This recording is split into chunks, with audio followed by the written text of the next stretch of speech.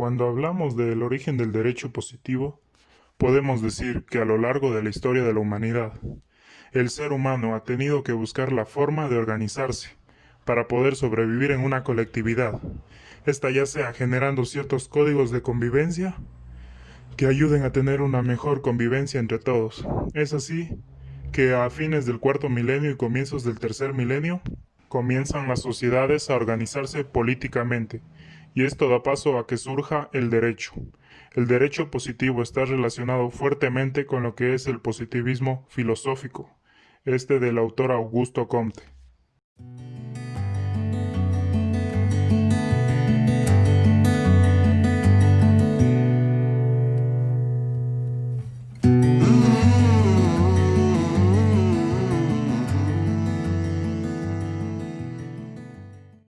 Cuando hablamos del derecho positivo, según el diccionario de la Real Academia Española, nos dice que el derecho positivo es el derecho que está establecido mediante normas jurídicas. Esto a su vez, Kelsen trata de analizar el derecho sin tener en cuenta otros tipos de juicios, ya sean de política, éticos o religiosos. Él cree mucho en la autonomía de las ciencias jurídicas y trata de purificar la ciencia jurídica en sí, de todos los elementos extraños que contaminan al derecho. Y es así como crea la pirámide de Kelsen o la llamada pirámide kelseniana.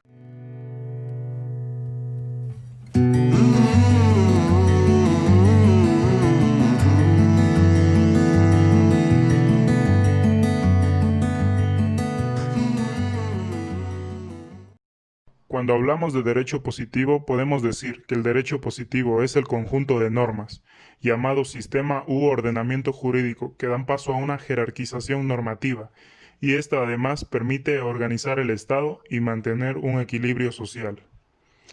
Entonces, la voluntad humana es una de las bases al hablar del derecho positivo.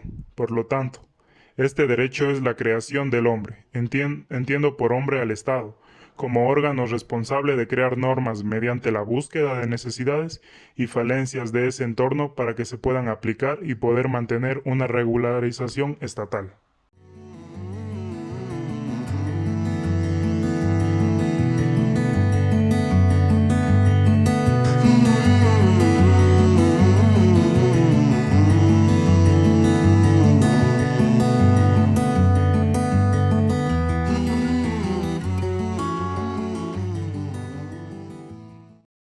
Podemos hablar así también del positivismo jurídico, y decimos que ésta se divide en el positivismo sociológico y el positivismo formal. Cuando hablamos del positivismo sociológico, decimos que es una tendencia filosófica que afirma que solo se puede obtener conocimientos verdaderos a través de los métodos científicos. Cuando hablamos del positivismo formal, por su parte, esta doctrina del derecho positivo postula que las nociones de justicia son cuestiones a ser formuladas por el proceso legislativo y no por decisiones judiciales.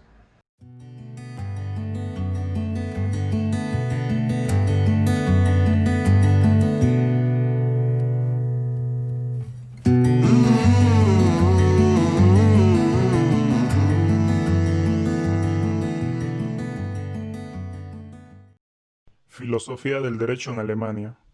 Nos dice González Vicen en 1969 que el concepto conocido como filosofía del derecho es un concepto histórico por el hecho de estar vinculado a una estructura histórica, los cuales determinan una realidad que no es aplicable a otras realidades.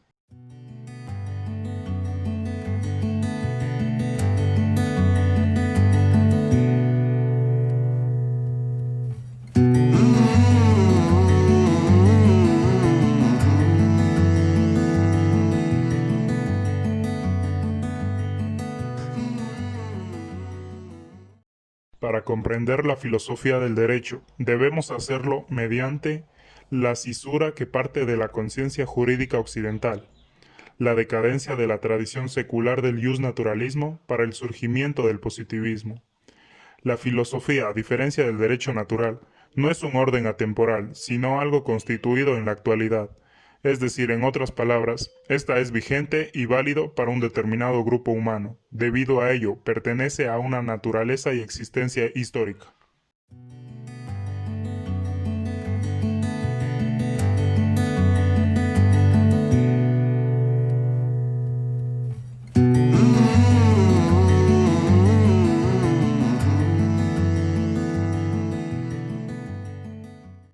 escuela kantiana del siglo XIX.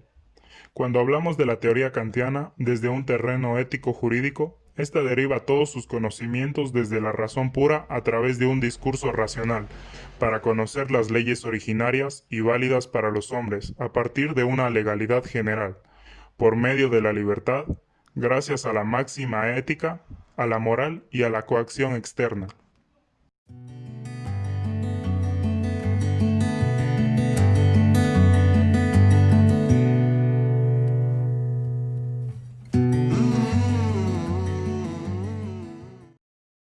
Representante de la escuela kantiana. La ética kantiana es una teoría ética deontológica, formulada por el filósofo Immanuel Kant. Esta es desarrollada como producto del racionalismo ilustrado. Está basada en la postura que la única cosa intrínsecamente buena es una buena voluntad. Por lo tanto, una acción solo puede ser buena si su máxima es el principio implícito que obedece a la ley moral.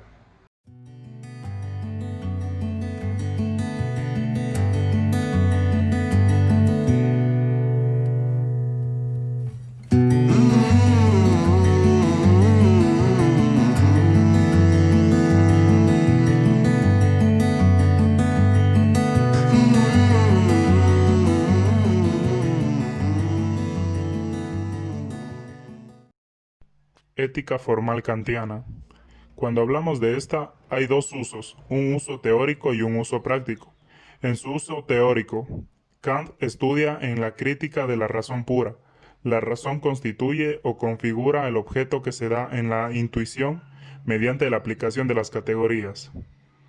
Y en el uso práctico, nos dice que estudiará la fundamentación de la metafísica de las costumbres y en la crítica de la razón práctica.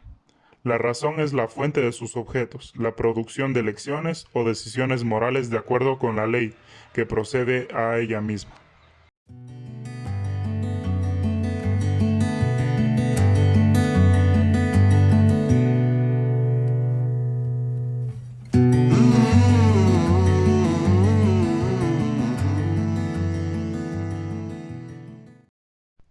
¿Qué quedó de Kant?